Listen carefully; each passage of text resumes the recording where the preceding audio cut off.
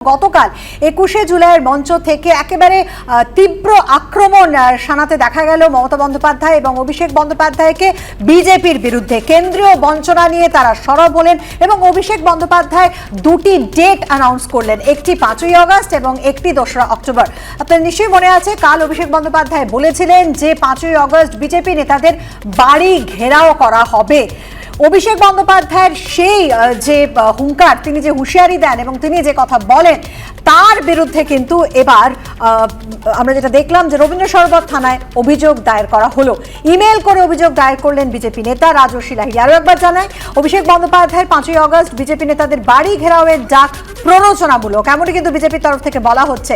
অভিষেকের বক্তব্যকে প্ররোচনামূলক দাবি করে রবীন্দ্র সরোবর থানায় অভিযোগ দায়ের করা হলো বিজেপির তরফ থেকে। ইমেল করে এই অভিযোগ দায়ের করলেন বিজেপি নেতা রাজস্বী লাহিড়ী। গতকালকে অভিষেক বন্দ্যোপাধ্যায় যে ইনস্টিগেটিং স্পিচটা দিয়েছেন বিজেপি কার্যকর্তা নেতা সবার বাড়ি ঘেরাও করার বুথে বুথে, তার বিরুদ্ধে রবীন্দ্র সরোবর থানায় অনলাইন কমপ্লেন করেছি, copy to joint commissioner of police এবং পুলিশ কমিশনার, এবং আর কিছুক্ষণ পরে আমরা হার্ড কপি নিয়ে সেখানে যাব। খুব স্বাভাবিক ব্যাপার, থানা তো অভিষেক বন্দ্যোপাধ্যায়ের বিরুদ্ধে কমপ্লেন নেবে না, সে কারণে আমরা অনলাইনটা আমি প্রথমে করেছি। আমাদের নেতারা বলে দিয়েছেন শুভেন্দুদা কোর্টে যাচ্ছেন এবং সুকান্তদা বলে দিয়েছেন কোনো একজনের গায়ে যদি কোনো আঁচ পড়ে তাহলে পরে দায় পরিষ্কার থাকবে মমতা বন্দ্যোপাধ্যায়। অভিযোগে জানিয়েছি যে একজন এমপির স্ট্যাচিওরের একজন মানুষ, তিনি মানুষের গণতান্ত্রিক অধিকার হরণ করার যে বক্তব্য রেখেছেন যে আমরা বাড়ির থেকে বেরোতে পারবো না, বাড়িতে ঢুকতে পারবো না সকাল 10টা থেকে নিয়ে সন্ধ্যে 6টা পর্যন্ত, এটা কনস্টিটিউশনকে ব্রিচ করা হচ্ছে, মৌলিক অধিকার মানুষের যেটা আছে সেটাতে ব্রিচ করা হচ্ছে এবং এটা ইনস্টিগেটিং স্পিচ। একদিকে আপনারা শুনলেন যে রাজস্বী লাহিড়ী তিনি অভিযোগ দায়ের করেছেন অনলাইন, অর্থাৎ ইমেল করে তিনি অভিযোগ দায়ের করেছেন এবং গতকাল অভিষেক বন্দ্যোপাধ্যায় যে কথা বলেছেন তা প্ররোচনামূলক। অন্যদিকে যেমনটা তৃণমূলের তরফ থেকে বলা হচ্ছে, আসলে ওরা ভয় পেয়েছে। বিজেপি বাংলার ১০০ দিনের কাজের টাকা বন্ধ করে দিয়েছে, আবাসের টাকা বন্ধ করে দিয়েছে, মানুষ তো নিজের হকের টাকা চাইবেই। তাও তো মমতা বন্দ্যোপাধ্যায় বলে দিয়েছেন ১০০ মিটার দূর থেকে ঘেরাও হবে, তাতেও এত ভয়। প্রতিক্রিয়া শশী পাঁজার। গতকাল অভিষেক বন্দ্যোপাধ্যায় যে উস্কানিমূলক বক্তব্য রেখেছেন, বিজেপির বাড়ি ঘেরাও করতে বলেছেন, তার বিরুদ্ধে রবীন্দ্র সরোবর থানায় অভিযোগ দায়ের করা হয়। जो डर गए समझो मर गए, তাই বুঝতে হবে। মানে এই ভয় পেয়ে গেছে শুধুমাত্র। তারপর তো দিদি বলে দিয়েছে একদম ১০০ মিটার দূরে দাঁড়িয়ে যেমন পোলিং বুথ হয় সেই ১০০ মিটার ডিস্টেন্স রেখে প্রতিবাদ। আরে বুঝতে পারলেন না, গণতান্ত্রিক অধিকার নিয়ে প্রতিবাদ করছি। এরাই কিন্তু কেন্দ্র সরকারকে বলেছিল যে বাংলাকে যেন ১০০ দিনের টাকা না দেয়া হয়, বাংলার গরিবের মাথার উপর ছাদ হবে তার জন্য টাকা যেন না দেওয়া হয়, নাহলে আমরা পঞ্চায়েত জিতবো না, পঞ্চায়েত তারা জেতেনি, বাংলা তার হকের কথা জিজ্ঞেস করবে না। অভিষেক বন্দ্যোপাধ্যায় তাই বললেন যে ২রা অক্টোবর মহাত্মা গান্ধীর জন্মদিবস, শ্রদ্ধা জানিয়ে আমরা দিল্লিতে পৌঁছবো। কিন্তু তার আগে যারা বাংলার মাটি থেকে নির্বাচিত হয়েছেন কিন্তু বাংলার সমর্থন নিয়েও তারা বাংলার কথা বলেন না, বাংলাকে কালিমাপ্ত করেন, বাংলার টাকাটাকে মানে বাংলাকে ব্রাত্য রাখা হচ্ছে, বাংলাকে বঞ্চিত রাখা হচ্ছে, তাহলে স্বাভাবিকভাবে তৃণমূল কংগ্রেসের কেন এমনি মানুষও থাকবেন সেদিনকে, তারা প্রতিবাদ করবেন না, তাতে ভয় পেয়ে গেলেন। অর্থাৎ শশী পাঁজা তিনি কথাই বলছেন যে এতেই কি ভয় পেয়ে গেলেন বিজেপির নেতা নেত্রীরা। গতকাল আপনারা নিশ্চয়ই শুনেছেন অভিষেক বন্দ্যোপাধ্যায় যে কথা বলেছেন এবং আমরা এটাও দেখলাম যে ৫ই আগস্ট এ রাজ্যে বিজেপি নেতাদের ঘেরাওয়ের যে কর্মসূচি রয়েছে তার বিরুদ্ধে যেটা বলেছে বিজেপির তরফ থেকে যে একজনেরও যদি ক্ষতি হয়, কারো গায়ে হাত পড়ে, তার জন্য দায়ী থাকবেন মুখ্যমন্ত্রী। শুনে নেব এবার যে অধীর চৌধুরী প্রদেশ কংগ্রেস সভাপতি তিনি ঠিক কি জানিয়েছেন। বাল্যখিল্যদের কথা, বাল্যখিল্যতা যদি করে কেউ রাজনীতি আমাদের কিছু বলার নাই, কারণ যদি ঘেরাও করার রাজনীতি আসে তাহলে তৃণমূলের নেতা মন্ত্রী শান্তি তাদের বাড়ি তো ঘেরাও করতে হবে, খোকা বাবুর বাড়িও ঘেরাও করতে হতে পারে।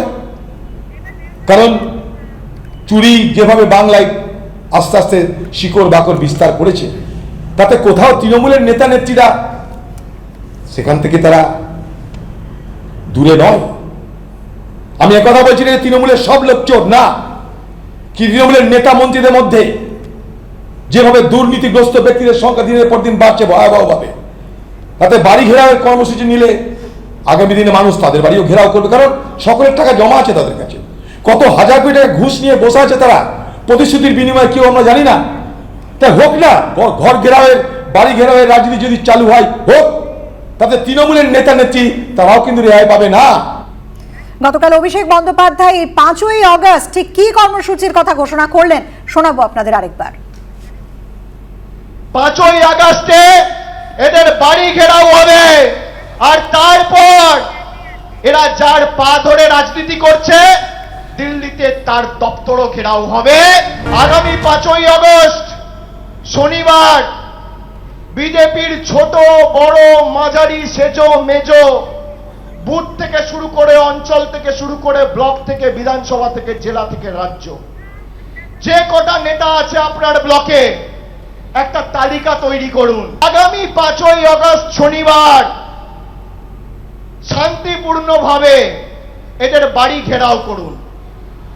বাড়ি থেকে 8 ঘন্টা, সকাল 10টা থেকে সন্ধে 6টা। কুচবিহার থেকে কাকদ্বীপ 341টা ব্লক, 127টা মিউনিসিপ্যালিটি, পুরসভার প্রত্যেকটা ওয়ার্ড, টাউন, বুথ গণঘেরাও কর্মসূচির ডাক আজকে আমি নেত্রীর অনুমতি নিয়ে এখান থেকে ঘোষণা করলাম।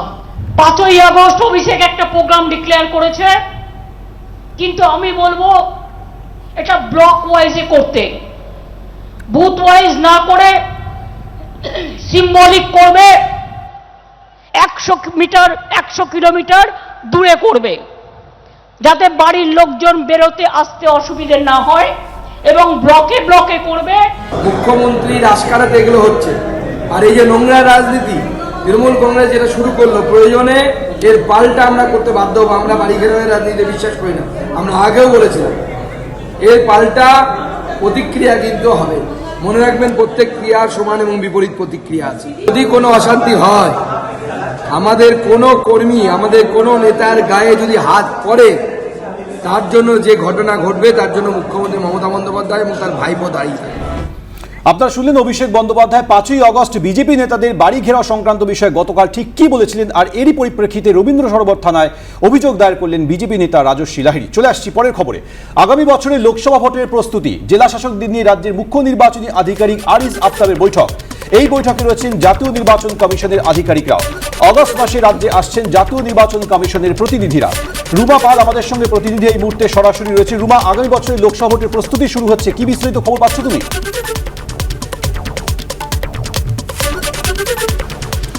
দেখো, একদমই তাই। মুখ্য নির্বাচনী আধিকারিক আরিজ আফতাব আজকে সমস্ত জেলা শাসকদের সঙ্গে এই বৈঠক করেন, এবং এই বৈঠক চলছেও এখনো।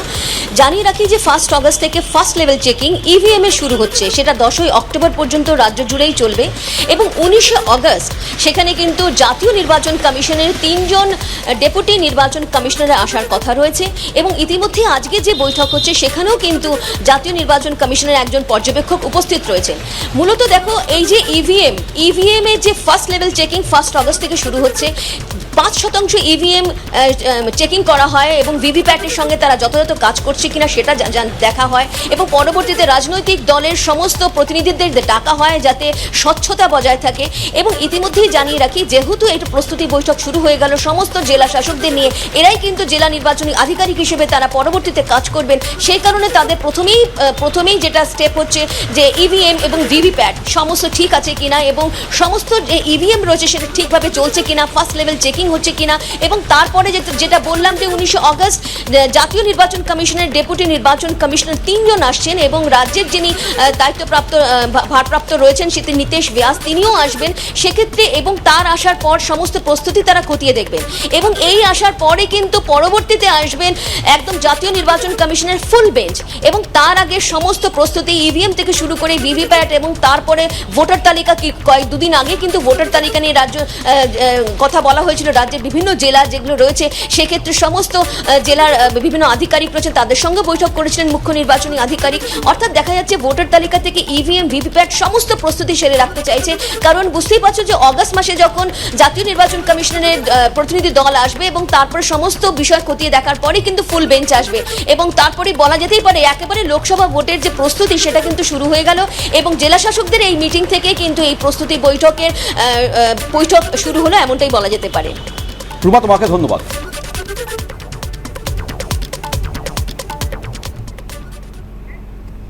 পরের খবরে আসছে এবার। বিধ্বংসী অগ্নিকাণ্ডে ভস্মীভূত হাওড়ার মঙ্গলাহাট, পুড়ে ছাই প্রায় 1000 দোকান। এদিন ঘটনাস্থলে গিয়ে ব্যবসায়ীদের সঙ্গে কথা বলেন আইএসএফ বিধায়ক নওশাদ সিদ্দিকী। গতকাল 21শে জুলাই এই সভা থেকে মঙ্গলাহাটে যান মুখ্যমন্ত্রীও। পরিদর্শনে গিয়ে উপযুক্ত তদন্ত ব্যবসায়ীদের পাশে থাকার আশ্বাস দেন তিনি।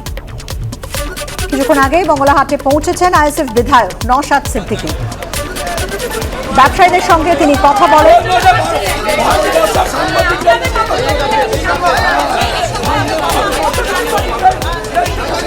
বিধ্বংসী অগ্নিকাণ্ডে ভস্মীভূত হাওড়ার মঙ্গলাহাট এবং পুজোর আর খুব বেশি দেরি নেই, 2.5 মাস পর পুজো। যেটা আমরা শুনলাম নওশাদ সিদ্দিকী, তার গলাতেও একই কথা যে পুজোর আগে এইভাবে ক্ষতি হলো ব্যবসায়ীদের, ক্ষতিপূরণের কথা তিনি বলবেন।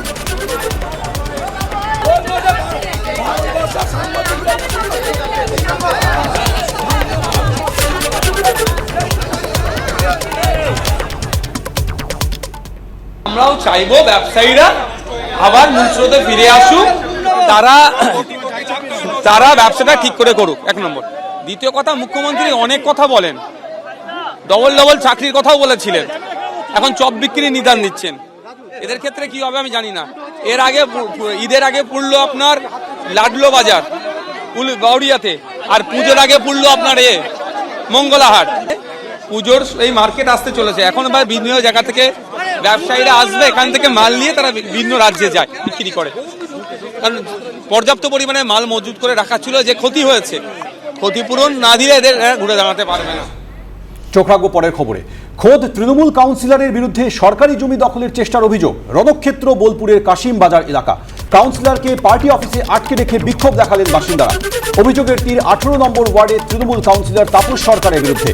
কাউন্সিলরকে তাড়াও করেন তারই ওয়ার্ডের নাগরিকরা। এটা পুরসভার উদ্যোগ। স্থানীয় পুর প্রতিনিধি হিসেবে গিয়েছিলাম সাফাই কাউন্সিলর।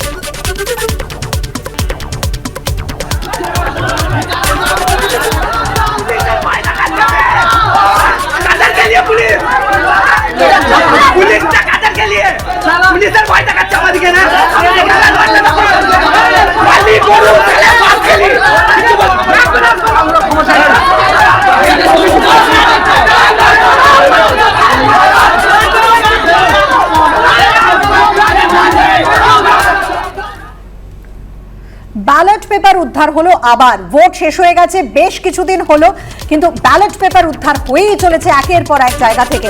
আর এবার মালদার চাঁচলে ঝোপের মধ্যে থেকে উদ্ধার হলো ব্যালট পেপার। ছবি আপনারা দেখতে পাচ্ছেন। ব্যালট পেপারগুলি চাঁচল 2 নম্বর ব্লক পঞ্চায়েত সমিতির।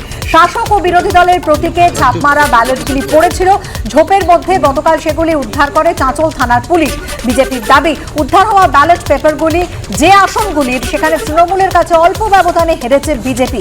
গেরুয়া শিবিরের অভিযোগ, এভাবেই ব্যালট লুট করে ভোটে জিতেছে তৃণমূল। শাসক দলের পাল্টা দাবি, কোনোভাবে ব্যালট চুরি করে এনে বাইরে ফেলে রেখে মিথ্যা প্রচার চালাচ্ছে বিজেপি।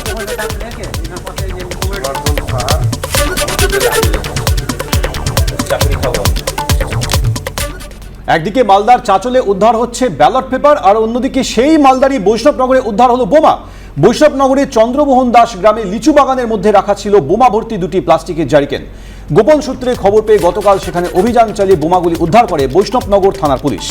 এর পাশাপাশি হরিশ্চন্দ্রপুরেও হাসপাতালের পিছনে একটি ধান ক্ষেত রয়েছে, সেখানে মেলে বোমা। গতকাল তল্লাশি চালিয়ে 3টি তাজা বোমা উদ্ধার করে হরিশ্চন্দ্রপুর থানার পুলিশ। পঞ্চায়েত ভোটের জন্যই বোমাগুলি মজুত করা হয়েছিল বলে গ্রামবাসীরা মনে করছেন।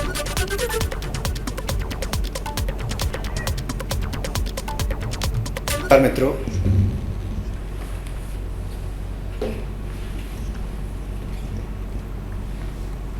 देश के कुछ राज्यों में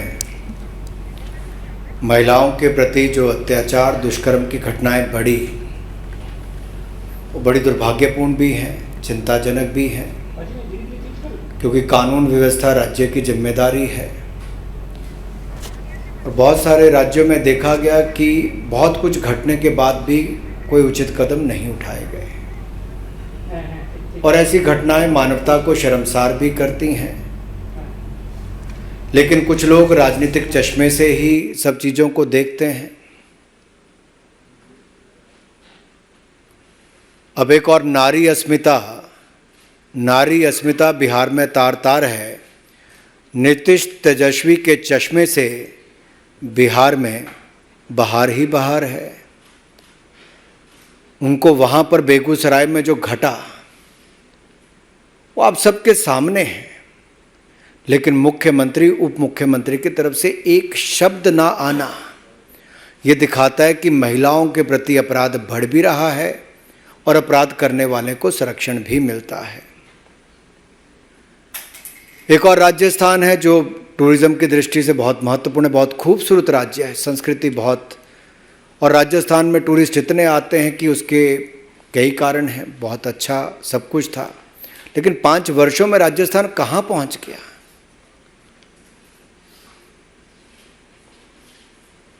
और जब वहाँ पर महिलाओं के प्रति कितनी घटनाएं दुष्कर्म की, अत्याचार की, अपराध की हुई। एक शांत राज्य, सुरक्षित राज्य पिछले 5 वर्षों में नंबर 1 महिला अपराध में बन गया है। 1,09,000 महिला अपराध की घटनाएं पिछले 4 वर्षों में, 33,000 महिलाओं के साथ दुष्कर्म की घटनाएं राजस्थान में, 22% देश की महिला दुष्कर्म की घटनाएं राजस्थान में। ये अपने आप में राजस्थान को नंबर 1 महिला अपराध में बनाता है। और कुल मिलाकर लगभग 10 लाख से ज्यादा आपराधिक घटनाओं को रजिस्टर किया गया। अब प्रधानमंत्री जी ने कहा था कि महिलाओं पर अपराध की घटनाओं पे राज्यों को कड़े कदम उठाने चाहिए, और सोनिया जी और राहुल गांधी जी के आदेश पर मुख्यमंत्री अशोक गहलोत जी ने कड़े कदम उठाए और अपने ही एक मंत्री को बर्खास्त कर दिया। बर्खास्त इसलिए किया कि राजेंद्र गुड़ा जी ने राजस्थान के हालात पर चिंता व्यक्त की कि दूसरे राज्यों को छोड़ के राजस्थान में जो महिलाओं के खिलाफ अपराध की घटनाएं बढ़ रही हैं उसकी चिंता की जाए, चर्चा की जाए। और मुख्यमंत्री अशोक गहलोत जी ने राहुल गांधी जी, सोनिया गांधी जी के आदेश पर उसको ही बर्खास्त कर दिया। और उन्होंने क्या कहा राजेंद्र सिंह गुड़ा जी ने कि विधानसभा में मैं सीएम से 1-on-1 जवाब मांगूंगा। और बड़ी बात यह कही है, किसी और ने नहीं, जो 4.5 साल राजस्थान की सरकार में, अशोक गहलोत जी की सरकार में मंत्री रहे, उन्होंने कहा प्रदेश में सीएम का इकबाल खत्म हो गया है। ये बहुत बड़ी बात है। एक जो आपका मंत्री 4.5 साल आपके साथ रहा, उन्होंने कहा राजस्थान में अराजकता का माहौल है। सीएम विधानसभा में आते हैं, ना आते हैं ना जवाब देते हैं। और ये मैं नहीं कह रहा जी, ये राजस्थान में कांग्रेस के मंत्री ही अपने मुख्यमंत्री से सवाल खड़े करते हैं। एक मंत्री तो हैं जिन्होंने हिम्मत करके महिला अपराध पर कोई बात कही, दूसरे मंत्री जिनको उन्होंने शह दे रखी है और संरक्षण दे रखा है सोनिया जी, राहुल जी के आदेश पर, जिनको बचाने का काम किया है अशोक गहलोत जी ने, वो शांति धारीवाल जी क्या कहते हैं। जब महिला के साथ बलात्कार की घटना हुई, अपराध की घटना, तो उन्होंने कहा ये मर्दों का प्रदेश है, और पूरे कांग्रेसी ठहाका मार के हंसते हैं मंत्री और विधायक और मजाक उड़ाते हैं। सोनिया जी, प्रियंका जी, राहुल जी, इस पे कोई जवाब नहीं देगा कि कांग्रेस पार्टी का। मल्लिकार्जुन खड़गे जी से मैं कहता हूं, और मैं तो इतना ही कह सकता हूं, मैं तो यूपी चुनाव में जब सह प्रभारी था तो प्रियंका जी बड़ी बड़ी बातें करती थी। लड़की हूं, लड़ सकती हूं, बस राजस्थान नहीं जा सकती हूं। बिहार पर मुंह में दही जमा सकती हूं और बंगाल पर होंठ सिल सकती हूं। लड़की हूं, राजस्थान नहीं जा सकती हूं, और कोई महिला अपराध की आवाज उठाए तो मुख्यमंत्री अशोक गहलोत कह के उनका इस्तीफा करवा सकती हूं। लड़की हूं, लड़ सकती हूं। शांति धारीवाल ये कहे मर्दों का प्रदेश है तो ठहाके माके हंस लेना, बचाने के लिए मैं तुम्हारे लिए लड़ सकती हूं। अरे राजस्थान में आपराधिक घटनाएं महिलाओं पर कौन कौन सी हुई, जरा एक बार सोचिए तो सही। मुख्यमंत्री के घर से 5 किलोमीटर दूरी पर वैशाली नगर में एक बच्चे के सामने उसकी मां की इज्जत लूटी जाती है, उसको मरने पर मजबूर किया जाता है। करौली में युवती का अपहरण करके, गैंग रेप करके गोली मारी जाती है, एसिड गिराया जाता है, फिर कुएं में डुबा दिया जाता है। दौसा में आदिवासी महिला का अपहरण करके, गैंग रेप करके, एसिड डाल के उसकी भी हत्या कर दी जाती है। उदयपुर में 8 साल की बच्ची के साथ दुष्कर्म करने के बाद 8 टुकड़े करके फेंक दिया जाता है जंगल में। बीकानेर के खाजूवाला में 2 पुलिस वाले शामिल होते हैं बलात्कार में, लेकिन गिरफ्तारी पहले दिन नहीं होती, सीसीटीवी कैमरा में है तब भी उसके बावजूद। जोधपुर में जिसको भाई जैसा माना था, ऐसे 3 लोगों ने, दरिंदे कहूंगा मैं तो, जिन्होंने दुष्कर्म करने का काम किया, और ये मुख्यमंत्री का गृह जिला है। अरे मुख्यमंत्री तो सोए हैं, लेकिन जो लड़की है लड़ सकती हूं वो कहां है? जो बॉर्डर से चले गई करौली के पास से, लेकिन वहां नहीं जाने का दम भर पाई, जहां करौली में दलित युवती के साथ गैंग रेप करके एसिड फेंक के उसको मार दिया जाता है। दलित हो, युवती हो, महिला हो, इनके खिलाफ राजस्थान नंबर 1 अपराध की दृष्टि से, महिला अपराध की दृष्टि से बना है। बंगाल भी पीछे नहीं है। बंगाल में चुनाव में बम और हत्या, बैलेट से ज्यादा बम की घटनाएं सुनने को मिली। हत्या के मामले, हत्या और हिंसा के मामले, रास्ते सत्ता हथियाने का काम किया गया। लेकिन पश्चिम बंगाल में मैं आप सबके सामने कहना चाहता हूं, ममता बनर्जी जी, न जाने आपके दिल में ममता बची है कि नहीं बची है, यह सवाल खड़ा होता है। बंगाल के हावड़ा में इंसानियत शर्मसार हुई है, लेकिन सबके होंठ सिले हुए हैं जी। हावड़ा के पांचला इलाके में पंचायत चुनाव के मतदान के दिन 40 से ज्यादा टीएमसी के गुंडों ने महिला को निर्वस्त्र करके घुमाया, प्रत्याशी को पीटा गया, बेइज्जती की गई। और यही नहीं, बंगाल के ही मालदा में एक जो वीडियो वायरल हो रहा है, मैं तो ऐसे वीडियो दिखाऊंगा भी नहीं, शेयर भी नहीं कर सकता, लेकिन जहां पर 2 महिलाओं को पीट पीट कर अर्धनंग किया जा रहा है और नंगा करके उनको जैसे घुमाया जा रहा है जी, वीडियो बनाए जा रहे हैं। कहां है ममता जी की ममता? कहां है सरकार? कहां कार्रवाई हो पा रही है? ये बंगाल से लेके, बिहार से लेके राजस्थान तक, तृणमूल हो, जेडीयू हो, आरजेडी हो, कांग्रेस हो, इनके शासित राज्यों में महिलाओं के खिलाफ अपराध की घटनाएं बढ़ रही है और सरकारें मूक दर्शक बन के बैठी हैं। ये गठबंधन की बात करते हैं, उस गठबंधन के नेताओं के ऊपर देखिए, एक भी इस बात को लेकर अपनी बात नहीं कहता है। और कहां गए वो अवार्ड वापसी वाले लोग? कहां गए कैंडल मार्च वाले लोग? कहां गए फ्रीडम ऑफ स्पीच वाले लोग? क्या बंगाल, बिहार, राजस्थान में महिलाओं के साथ होती घटनाओं पर वो मूक दर्शक बन के बैठे रहेंगे? और जो मर्दों वाला प्रदेश कहकर ठहाके मारते हैं, उस पे खड़गे जी, आप क्या, पूरा गांधी परिवार भी मूक दर्शक बन के बैठा रहता है। सवाल खड़े होते हैं आपके सामने। और बिहार, बंगाल की यही नहीं, बहुत सारी घटनाएं जी। फरवरी 2020 में हल्दिया में मां बेटी के साथ सद्दाम हुसैन और मंजूर मलिक के नाम दरिंदों ने रेप करके उनको जलाकर मार दिया। पश्चिम मेदिनीपुरा में, डेबरा में टीएमसी के गुंडों ने आदिवासी महिला के साथ दुष्कर्म के बाद हत्या की। 15 जुलाई को 2020 में नदिया जिला के कृष्णानगर में युवा कार्यकर्ता की हत्या कर दी गई। और अप्रैल 2018 में दक्षिण 24 परगना में बीजेपी की महिला कार्यकर्ता की पिटाई करके उनको भी निर्वस्त्र करके घुमाया गया। 3 फरवरी 2020 को पश्चिम बंगाल के दक्षिण दिनाजपुर जिले में कांग्रेस तृणमूल के ही एक नेता ने कथित गुंडों के साथ 2 महिलाओं के पांव बांध के, हाथ पैर बांधकर जमीन पर घसीटा भी, अभद्र व्यवहार भी किया, हरकतें की। ये सब जनता के सामने है, लेकिन शायद नेशनल मीडिया के परे है। उन लोगों की आवाज़ जो कभी बाकी मुद्दों को लेकर आते हैं, इन घटनाओं पर चुप रहते हैं। कितनी गिनाऊं, कितनी ऐसी महिलाओं के साथ दुष्कर्म की घटनाएं जिनकी आप बीती आपको सुनाओ। मुझे तो कहते हुए भी कई बार शर्म आती है जिस तरह की घटनाएं इन राज्यों में घट रही है।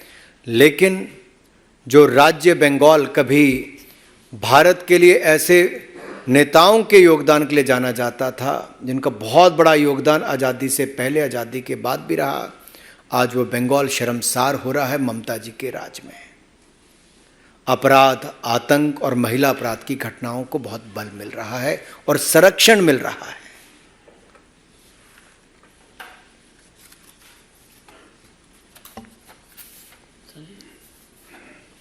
Question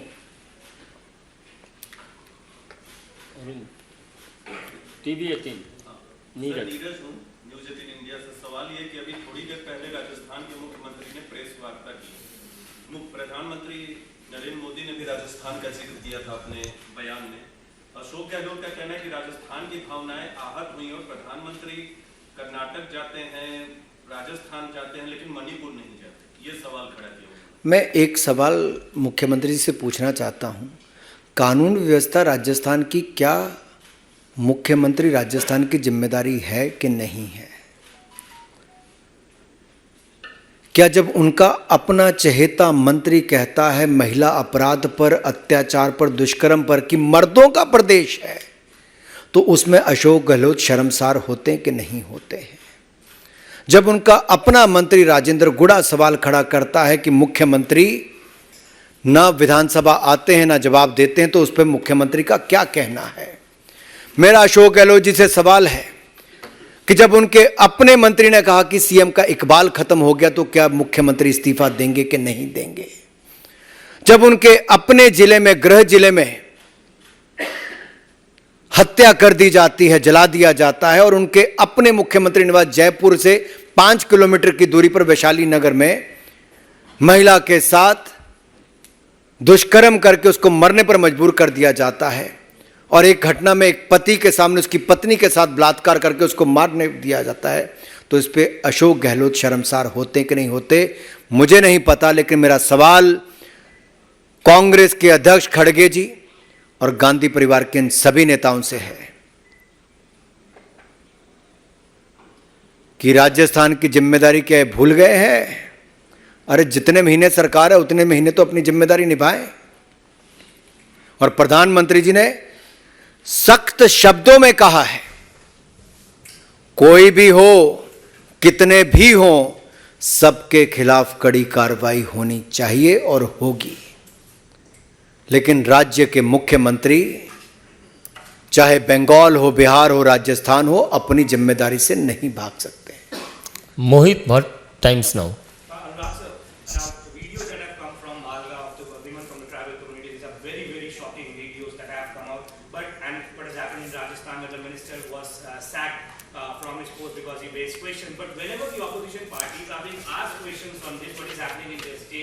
like in Bengal or Rajasthan, they say that the BJP is trying to divert the issue from the Manipur.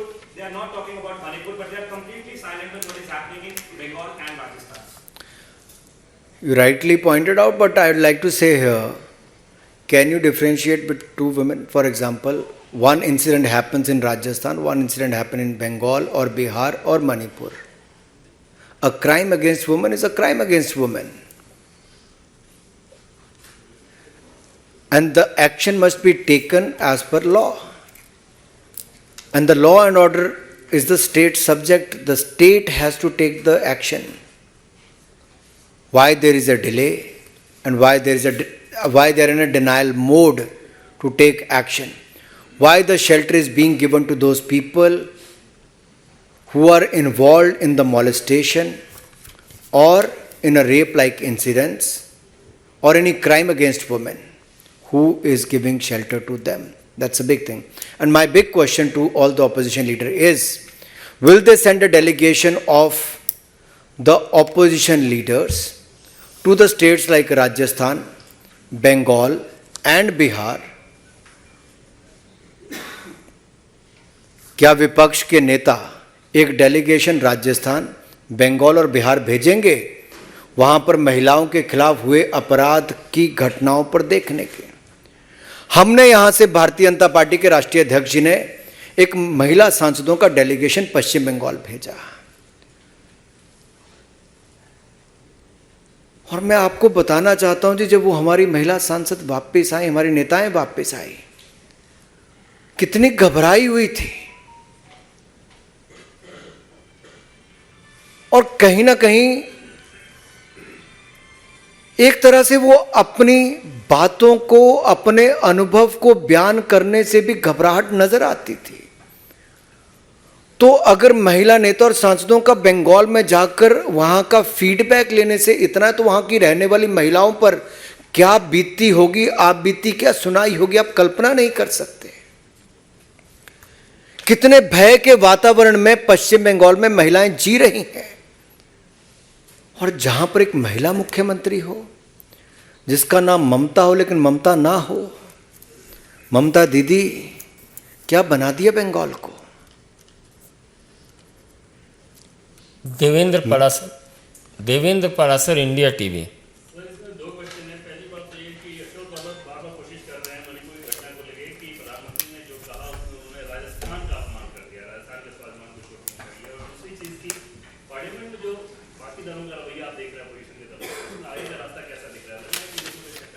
जहां तक पार्लियामेंट का सवाल है, मैं बहुत स्पष्ट शब्दों में कहना चाहता हूं, भारतीय जनता पार्टी ने पहले दिन से कहा महिला अपराध की घटनाओं पर हम लोग चर्चा करने के लिए तैयार हैं, चाहे वो मणिपुर की हो, राजस्थान की हो, बिहार की हो, बंगाल की हो। और मैं एक बात आपसे कहना चाहता हूं, अगर कांग्रेस शासित 10 साल का भी मैं केवल समय लूं, 2004 से 14 का, तो उस समय तो मणिपुर में 6-6 महीने बंद रहता था जी। कांग्रेस के उस समय के गृह मंत्री कभी गए भी? हमारे यहाँ से तो माननीय गृह मंत्री जी गए भी, 4 दिन वहाँ बैठे भी, और वहाँ पर पीस हो, शांति हो, सब दिशा में कदम उठाए गए। हम अपनी जिम्मेदारी को भी समझते हैं,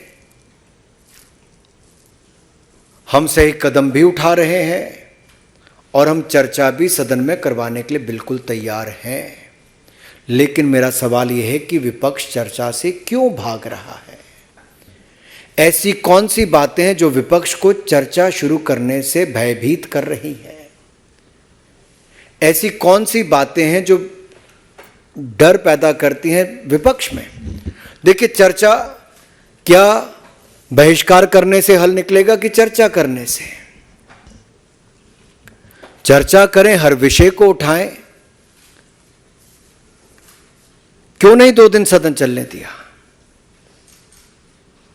विपक्ष की क्या मजबूरी है? क्या किसी एक राजनीतिक दल का एक नेता अब सदन का सदस्य नहीं रहा तो पिछला सदन भी नहीं चलने दिया और इस बार भी पूरा सेशन ना चलने देंगे? क्या यही सोच हो गई है? अनामिका रत्ना, ईटीवी भारत।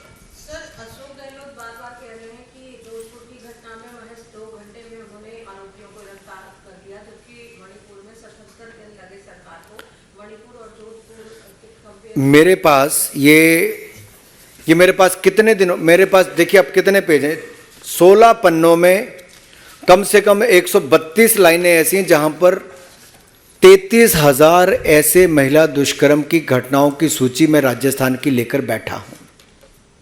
मुख्यमंत्री अशोक गहलोत जी जवाब दें, आपकी निकम्मी और निठल्ली सरकार में 4.5 सालों में राजस्थान नंबर 1 महिला अपराध में क्यों बना? आपकी सरकार कार्रवाई क्यों नहीं कर पाई? आपके मुख्यमंत्री निवास से 5 किलोमीटर दूरी पर कैसे एक महिला के साथ दुष्कर्म किया जाता है, उसको जलने पर मजबूर कर दिया जाता है? आपके पुलिस के लोग रेप में इन्वॉल्व होते हैं और आप लोग गिरफ्तारी के लिए पहले दिन मना कर लेते हैं, जबकि सीसीटीवी कैमरा की फुटेज है। टुकड़े 8 साल की बच्ची के 8-8 कर दिए जाते हैं, आपकी सरकार निठल्ली होकर बैठी रहती है। आपकी विधायक दिव्या मदरेना जी, वो कहती मैं पुलिस सुरक्षा में सुरक्षित महसूस नहीं करती हूं। आपके मंत्री राजेंद्र जी कहते हैं कि मुख्यमंत्री का इकबाल खत्म हो चुका है, सरकार का इकबाल खत्म हो चुका है। ये छोटी घटनाएं नहीं है जी। आप उसका जवाब दिए बिना आप दूसरे पर ठीकरा फोड़ने का काम करते हैं। कुमार गौरव, महिला अपराध है, किसी भी राज्य में हो। इसलिए हमने कहा कि कहीं पर भी हो, मणिपुर के मुख्यमंत्री ने सामने आके कहा है कि कड़ी कार्रवाई की गई, लोगों को गिरफ्तार किया गया, और ये आप सभी चैनल्स ने दिखाया है। गिरफ्तारियां हुई है, जांच चल रही है, उचित कदम उठाए जा रहे हैं और आगे भी उठाएंगे। कोई भी दोषी होगा उसको नहीं छोड़ा जाएगा, कितने भी होंगे नहीं छोड़ा जाएगा। लेकिन ये बात राजस्थान, बंगाल और बिहार के मुख्यमंत्री से नहीं आई है। कुमार गौरव, न्यूज़ 24।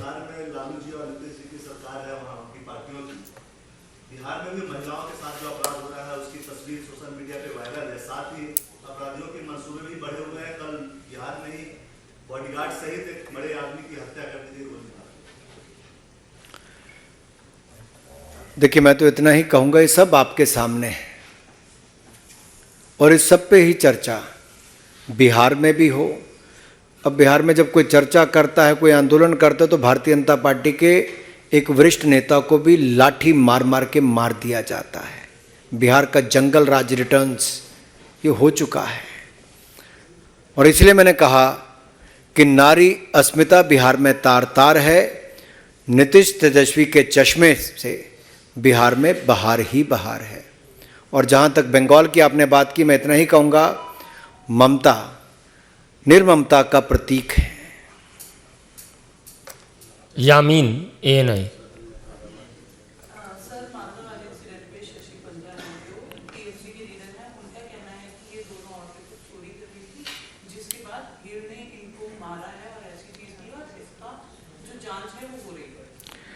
देखिए, यही आप सबके सामने एक एक चीज़ें आ रही हैं। अगर बंगाल में महिलाओं के कपड़े फाड़ के उनको घुमाया जाता है तो उसको कोई और रूप देने का प्रयास किया जाता है। बिहार में यही होता है तो उसको कोई और रूप देने का प्रयास किया जाता है। और अगर राजस्थान में महिलाओं के साथ दुष्कर्म करके हत्या कर दी जाती तो उसको भी छिपाने का प्रयास किया जाता है। लेकिन किसी एक राज्य में और ऐसी घटना घटती है तो उसको केंद्र बिंदु बनाकर क्या महिला में भी अंतर निकालते हैं। और मुझे दुख की बात यह है, शशि पंजा जी ने अगर ये कहा और ममता जी की सरकार में कहा, जो एक महिला है, और दूसरी महिला ने ऐसा बयान दिया, तो आप समझ लीजिए वहाँ पे महिला भयभीत क्यों है, वहाँ पे महिला अपराध क्यों है बंगाल में। वहाँ पे अपराध के बाद भी जुबान खोलने में डर क्यों होता है, क्योंकि मार दिया जाता है।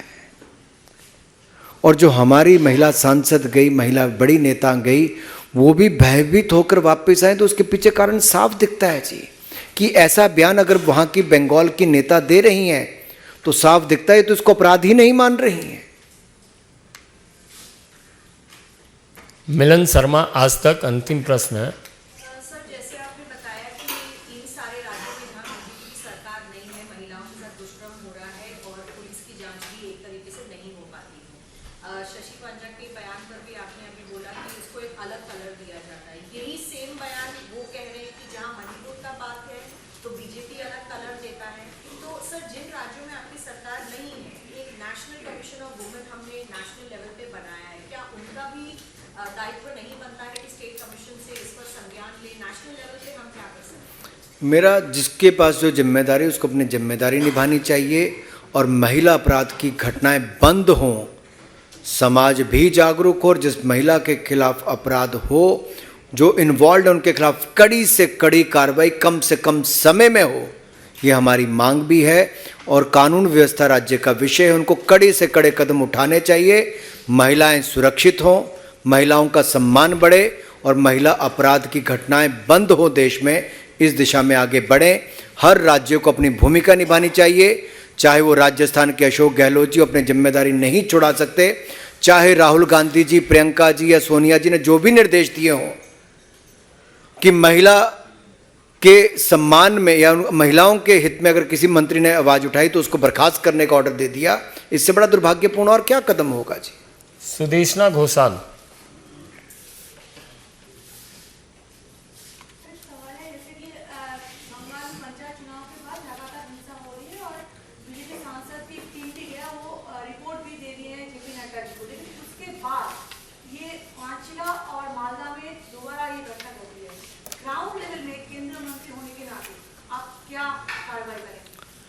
देखिए, कार्रवाई करने की जिम्मेदारी राज्य सरकार की है, चुनी हुई सरकार की है। लेकिन सबसे बड़ी चुनौती तो यह है कि चुनी हुई सरकार ही अगर संरक्षण देती है अपराधियों को, मुख्यमंत्री की नाक के तले अगर बहन बेटियों को कपड़े उतार कर घुमाया जाता है, चुनाव जीतने के लिए कुछ भी ओछे हथकंडे अपनाए जाते हैं और बाहर से गए डेलीगेशन पे भी ना जाने दिया जाए, दबाव बनाया जाए या ऐसी घटनाओं को छिपाने का प्रयास किया जाए और इसको झूठी घटना बताने का भी एक प्रयास किया जाए, तो आप समझिए बंगाल की आज हालत क्या हो गई है।